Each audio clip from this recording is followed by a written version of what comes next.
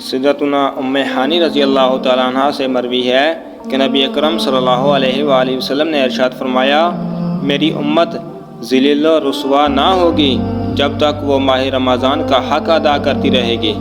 عرض کی گئی، یا رسول اللہ صلی اللہ علیہ وآلہ وسلم، رمضان کے حق کو ضائع کرنے میں ان کا ذلیل و رسوا ہونا کیا ہے؟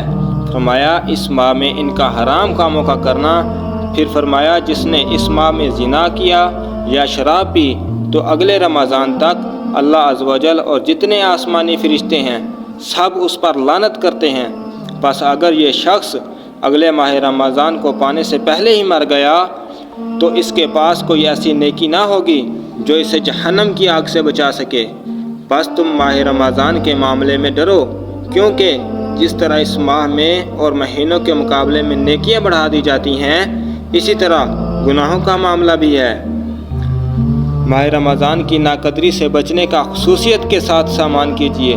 اس ماہ مبارک میں دوسرے مہینوں کے مقابلے میں جس طرح نیکیاں بڑھا دی جاتی ہیں، اسی طرح دیگر مہینوں کے مقابلے میں گناہوں کی ہلاکت خیزیاں بھی بڑھا دی جاتی ہیں۔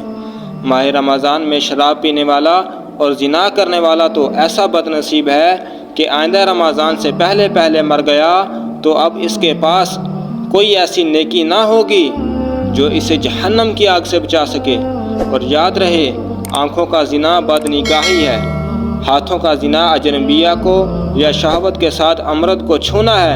لہذا خبردار ماہ رمضان میں بالخصوص اپنے آپ کو بد نگاہی اور امرد بینی سے بچائیے۔ حتی الامکان آنکھوں کا قفل مدینہ لگا لیجئے، یعنی نگاہیں نیچے رکھنے کی بھرپور سعی کیجیے۔ بسا اوقات نمازی اور روزہ دار بھی ماہ رمضان کی بے حرمتی کر کے قہر قہار اور غضب جبار کا شکار ہو کر عذاب نار میں گرفتار ہو جاتے ہیں۔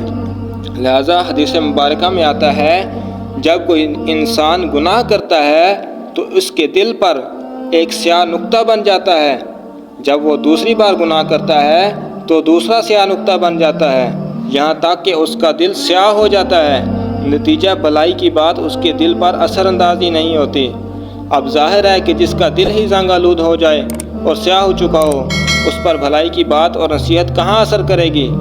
ماہ رمضان ہو یا غیر رمضان، ایسے انسان کا گناہوں سے باز و بیزار رہنا نہایت ہی دشوار ہو جاتا ہے۔ اس کا دل نیکی کی طرف مائل ہی نہیں ہوتا۔ اگر وہ نیکی کی طرف آ بھی گیا تو بسا اوقات اس کا جی اس سیاہی کے سبب نیکی میں نہیں لگتا اور اس کا نفس اسے لمبی امیدیں دلاتا ہے، غفلت اسے گھیر لیتی ہے اور وہ بد نصیب ماہ رمضان کی مبارک ساعتیں بلکہ بسا اوقات پوری راتیں ایسا شخص کھیل کود، گانے باجے، تاش، شطرنج، گپ شپ وغیرہ میں برباد کر دیتا ہے۔ لہذا اپنے آپ کو ماہ رمضان میں نیکیوں سے مالا مال کرنے کی توفیق عطا فرمائے۔ وما علیہ الا البلاغ المبین۔ یا نبی سلام علیکہ، یا رسول سلام